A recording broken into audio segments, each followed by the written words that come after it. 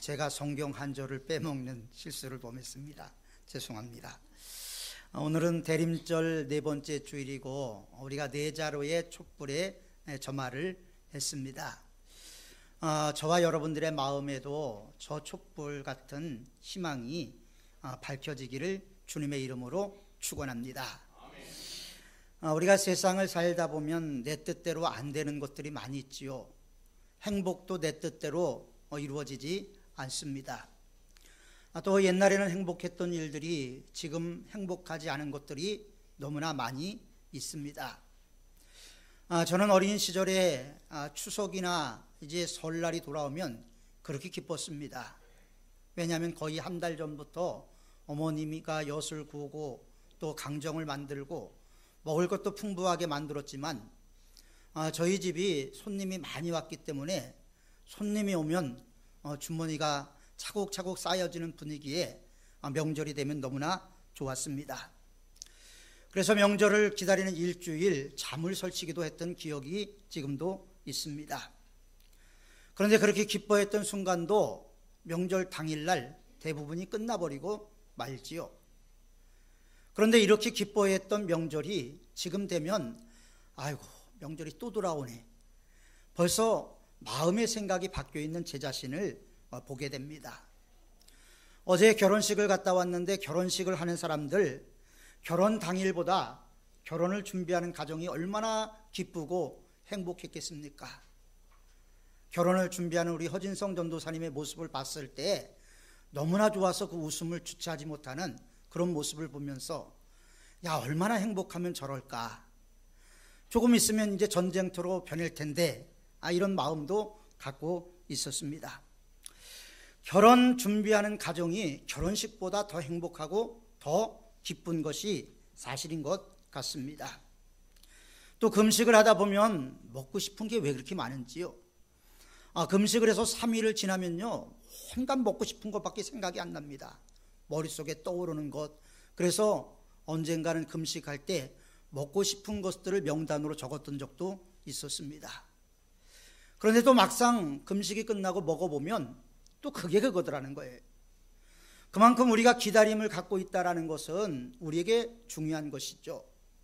금식이 끝나서 좋은 음식을 기다리는 것, 결혼을 앞두고 준비하면서 결혼을 기다리는 것, 명절을 준비하면서 명절을 기다리는 것, 기다림은 우리에게 아주 중요한 계기가 되게 됩니다. 별것 아닌 것 같은 것도 기다림은 우리에게 아주 소중한 소망이 되게 됩니다. 우리가 성경을 읽다 보면 하나님이 우리를 얼마나 사랑하시는가 하는 것을 발견하게 되는데 성경 66권을 어떤 분들은 하나님의 연애 편지다, 우리를 향한 연애 편지다 이렇게 표현하신 분이 있습니다. 그런데 연애 편지인데 이 연애를 하면 둘이 서로 인격적으로 만나야 되는데 하나님의 사랑은 짝사랑일 경우가 너무나 많이 있다는 것입니다. 하나님이 세상을 이처럼 사랑하사 독생자를 주셨으니 성경 전체의 주제라고 말씀할 수 있는 이 내용, 하나님이 세상을 이처럼 사랑하사 독생자를 주셨으니 보라 처녀가 잉태하여 아들을 낳을 것이요 그의 이름을 임마누엘이라 하리라. 하나님께서는 하나님의 백성에게 이 약속을 주셨습니다. 당시 유대인들은 억압받는 백성들이었죠. 박해를 받는 백성들이었습니다. 제가 성경에 개역 성경에 박해라는 말이 몇 번 나오나 봤더니 신약에는 한 번도 안 나오고 구약에는 4번이 나오더라고요. 핍박이라는 단어는 좀 많이 나오는데 박해라는 단어는 4개가 나오더라고요. 그렇게 박해를 받는 상황에 이스라엘 백성들이 있었습니다. 저마다 그렇기 때문에 메시아를 보내주겠다는 하나님의 약속에 대한 얼마나 간절하고 뜨거운 기다림이 있었는지 모릅니다. 그들은 메시아가 오면 모든 것을 이룰 것이다라는 확신이 있었습니다. 지금 어렵고 힘들지만 그분이 오신다면 그분이 와서 모든 것을 해결해 주실 것이라는 뜨거운 열정이 그들의 마음속에 아주 뜨겁게 타오르고 있었습니다. 이런 역사 속에서 또 나라를 걱정하며 민족을 걱정했던 사람들은 누구보다도 메시아의 도래를 더욱더 간절히 기대했지요. 메시아가 이 세상에 오실 것을 기다렸던 사람들 가운데서 안나라는 여자분이 계셨습니다. 36절에 보면 안나라는 여인은 결혼해서 남편하고 7년을 살았습니다. 그리고 7년을 살고 사별을 했습니다. 사별하고 이어서 84년 동안 혼자 살았어요. 얼마나 연세가 많은 분인지 모릅니다. 그럼에도 불구하고 이스라엘의 소망을 기다리면서 그분은 금식하고 기도했다라고 성경은 우리에게 말씀을 하고 있습니다. 나라를 위해서, 민족의 앞날을 위해서 하나님의 뜻을 이루고 하나님의 뜻이 반드시 이 땅에서 실현되기 위해서 그는 뜨겁게 기도를 했습니다. 그러다 어느 날 결례를 위해서 예루살렘 성전에 온 아기 예수를 안는 축복을 경험하게 됐죠. 그러니 아기 예수를 아는 축복을 누리는 안나는 얼마나 감동이 컸겠습니까? 그리고 또 한 사람이 있는데 오늘 본문에 읽은 사람이죠. 시므온이라는 사람입니다. 이 사람도 나라를 걱정하는 사람이었죠. 민족의 앞날을 걱정하며 밤낮 기도하면서 메시아가 오실 것을 기대하고 있었던 사람입니다. 이 사람은 얼마나 경건한 사람인지 밤낮 기도했습니다. 그래서 태어나는 그리스도를 보기 전에는 죽지 않을 것이다 라는 계시의 말씀까지 받게 됐지요. 얼마나 복받은 사람입니까? 그래서 더욱더 간절히 기도를 했습니다. 그러다가 성전에 온 아기 예수를 안게 되지요. 이 아기 예수를 품에 안고 나서 시몬은 눈물을 흘리면서 고백을 합니다. 주제요, 이제 말씀하신 대로 종을 평안히 놓아 주시는도다. 이 말씀은 민족의 앞날에 대해서 더 이상 염려할 게 없구나. 이제 민족의 앞날을 책임져 줄 메시아가 왔으니까 나는 죽어도 여한이 없다. 이런 고백으로 해석이 될 수가 있습니다. 우리는 이런 사람들을 애국자라고 이야기를 하지요. 민족을 사랑하는 사람들입니다. 조용히 금식하며 눈물로 나라를 위해서 간구했던, 그러면서 하나님의 때를 기다렸던 이들은 하나님의 뜻이 하늘에서 이루어진 것 같이 땅에서도 이루어지기를 기도했던 사람들이었습니다. 오늘날 우리 사회에도 나라를 사랑한다는 사람들이 너무나 많이 있지요. 이 민족을 사랑해서 봉사하기 위해서 출사표를 던진 정치인들도 많이 있습니다. 그런데 대체적으로 보면 너무나 시끄러워요. 요란합니다. 그리고 속내를 보면 자기 이익에 연관되어 있다는 것도 발견할 수가 있게 되죠. 진정 나라를 사랑했던 사람은 조용히 침묵하면서 기도했습니다. 그리고 하나님의 뜻이 이루어지기를 원했지요. 여기에 시므온이 있었고 안나가 있었습니다. 왜 그들이 그렇게 오랜 세월을 살면서 그런 삶을 살아야만 했을까요? 하나님의 약속이 있었기 때문에 그렇습니다. 하나님은 우리에게 약속을 하시고 하나님의 약속은 절대로 파기가 될 수가 없는 것입니다. 하나님이 한번 말하시면 그것은 반드시 이루어지게 되는 것입니다.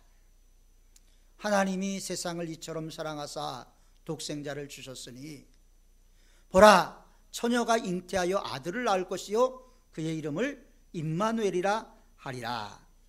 이 약속은 하나님께서 주신 약속이고 하나님께서 주신 약속은 반드시 이루어지는 것입니다. 장차 이 땅에 메시아가 태어날 것에 대한 약속이지요.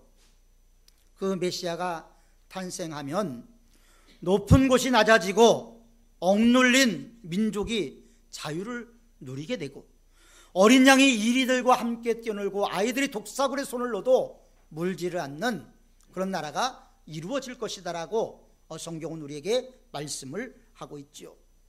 그러니 메시아가 올 것을 얼마나 이스라엘 백성들이 고대하고 기다리고 간절히 사모했겠습니까? 약속이 있는 사람들은 기다림이 있지요. 우리가 하나님이 우리에게 약속하신 말씀을 믿는다면 우리는 기다릴 수가 있는 것입니다. 우리는 그것을 기다림의 행복이라고 말을 합니다. 아브라함을 보십시오.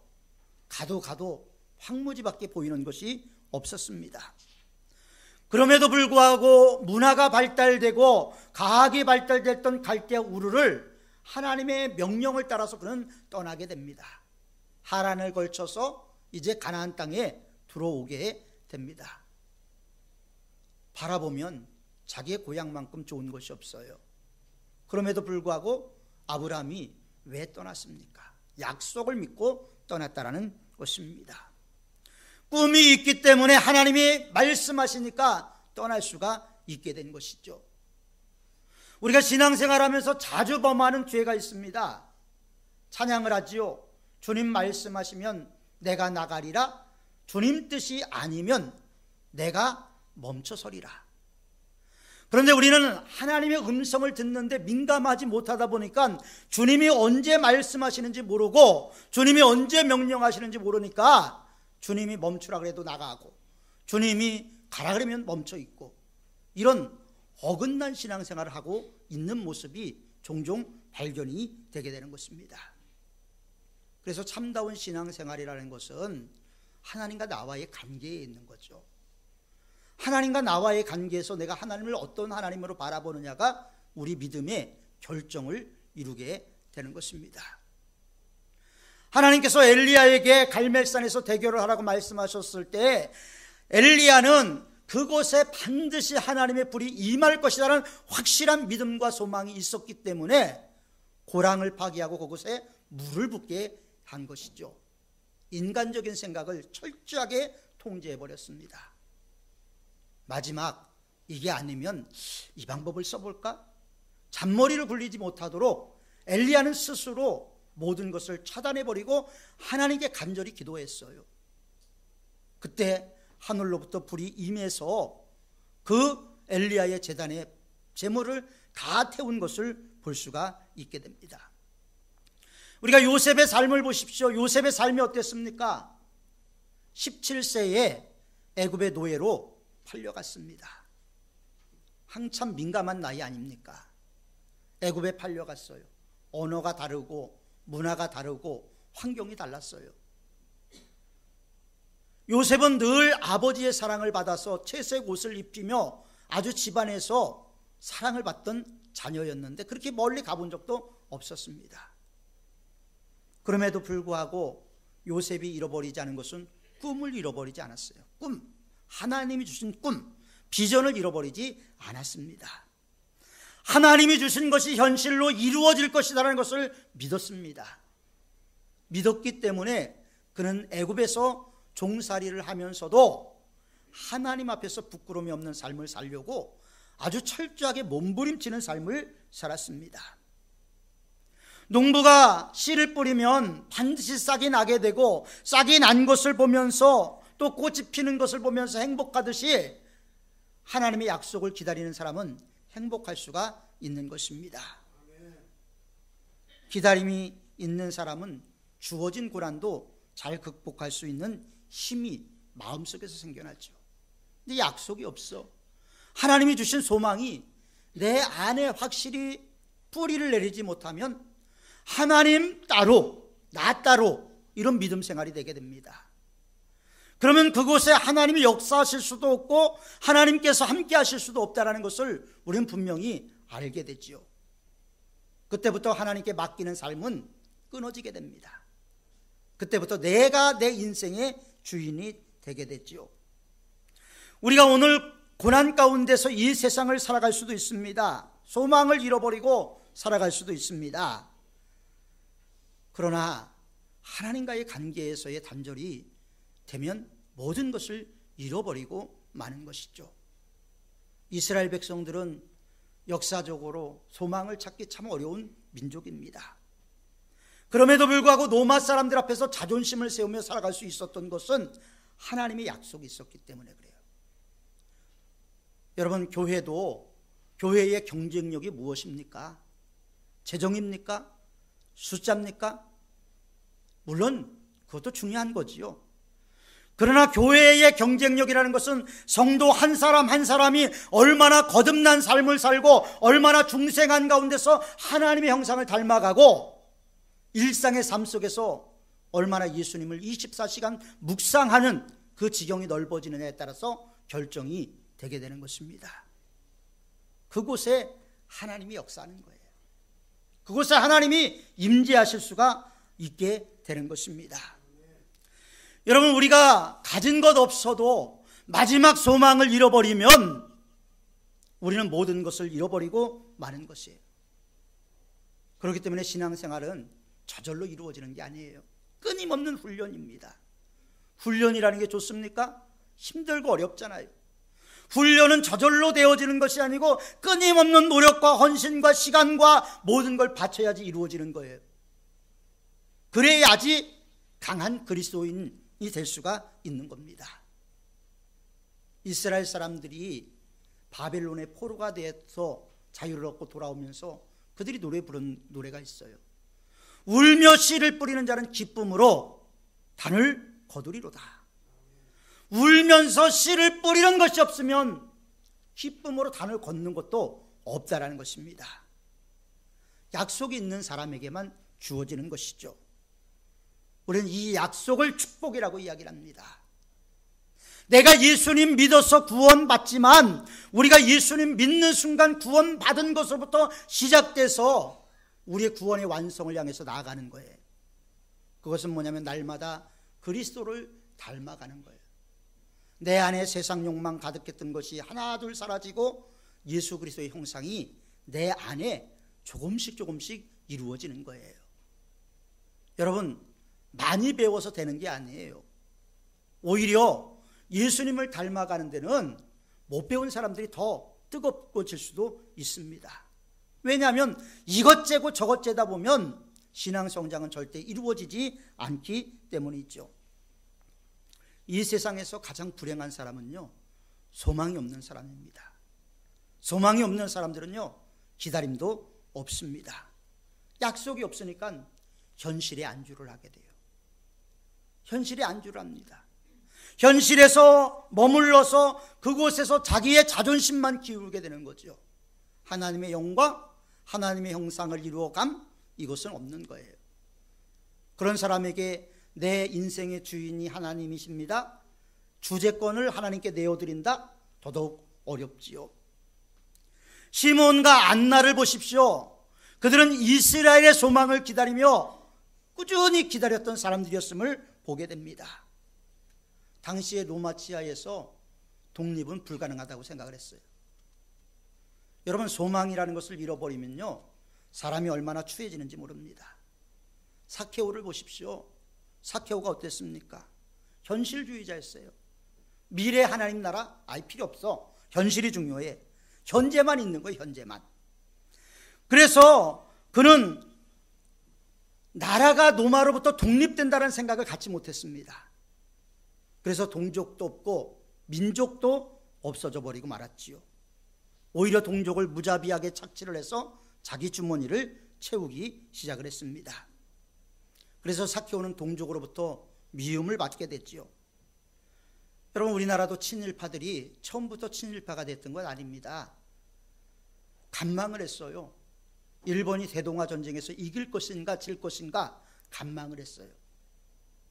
간망을 하다가 일본이 대동아 전쟁에서 이기니까 이제는 끝났다, 소망이 없다, 간망하던 사람들이 그때부터 거의 많이 친일파로 돌아서게 된 것을 이게 학문적으로 이게 나타나 있습니다. 그러니까 사케오 역시도 나라가 다시 세워질 수 없다라고 생각하니까 그렇게 했고요. 아마 이완용도 그런 마음으로 일본에 충성했는지 모릅니다. 기다림에 대한 소망을 잃어버리면 이렇게 어긋난 삶을 살 수밖에 없는 것이죠. 바벨론의 포로로 잡혀갔던 이스라엘 백성들이 남의 나라에서 포로 생활을 했습니다. 맨 처음에 갔을 때는 조금 있으면 돌아가겠지, 그날이 오리라고 상상하지 않는데 70년 뒤에 키루스 대왕에 의해서 고레스 칙령이라는 걸 통해서 이제 고국으로 돌아가서 성전을 짓는 것까지 허락을 받게 됩니다. 울며 씨를 뿌리는 자, 소망을 갖고 기다리던 자, 이 사람들은 고국으로 돌아오게 됩니다. 울며 씨를 뿌리는 자는 기쁨으로 단을 거두리라. 이 찬양을 부르며 그들은 기쁘게 돌아오게 되죠. 이게 약속 있는 사람의 모습입니다. 그런데 약속이 없는 사람은요, 이 땅에서 천년 만년 살 것처럼 이 땅을 사모합니다. 하나님을 사랑하는 것보다 돈을 더 사랑하지요. 그래서 사도 바울은 우리에게 권면하기를, 돈이 우리의 삶 가운데 필요하고 우리가 생활하는데 반드시 있어야 되는 거지만 돈을 사랑함이 1만 가지 악의 뿌리라고 이야기를 했습니다. 나라가 자유를 얻었는데, 나라가 세워졌는데 돌아가지 못하는 거예요. 왜? 여기서 집을 사서, 여기서 결혼해서 아내가 있고 자녀가 있으니까 돌아가지 못하는 것입니다. 남으면 뭐예요? 타향살이 아닙니까? 타향살이. 내가 여기 영원히 살 것이 아니다라는 그런 마음을 갖고 있던 유대인들은 고국으로 돌아갔어요.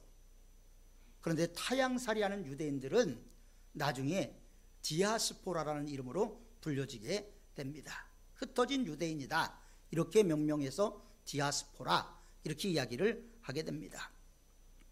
예수님이 탄생할 때도 많은 사람들이 예수님의 탄생을 기다렸습니다. 그리고 예수님은 약속대로 이 세상에 오셨죠.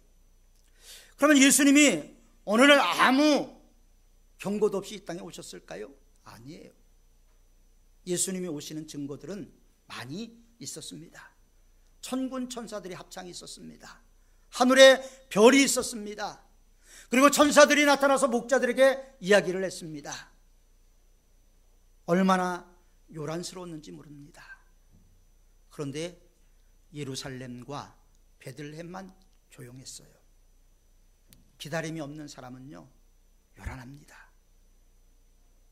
흔들립니다. 그래서 우리가 소망을 가져야 되고요, 소망에 관한 이유를 묻는 자들에게 대답할 것을 항상 예비하라고 베드로는 우리에게 권면을 하고 있는 것이죠. 약속이 없는 사람은 불행합니다. 약속을 믿지 못하는 사람은 껍데기뿐입니다. 예수님은 약속대로 이 세상에 오셨고, 또 예수님 약속대로 언젠가 이 땅에 강림하실 것입니다. 이것은 누가 막을 수도 없고 바꿀 수도 없는 일이에요. 하나님이 원하고 하나님이 정해진 그 시간에 예수님은 공중에서 천사장의 나팔 소리와 함께 이 땅에 아주 두렵고 떨리는 그 영광 가운데 강림을 하실 것입니다. 우리는 그것을 기다리는 것입니다. 기다려야지만이 이룰 수가 있는 거예요.